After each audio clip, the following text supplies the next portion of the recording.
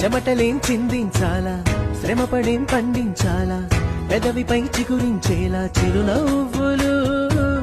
కండలను కరిగించాలా, కొండలను కదిలించాలా, చచ్చి చెడి సాధించాలా సుఖశాంతులు.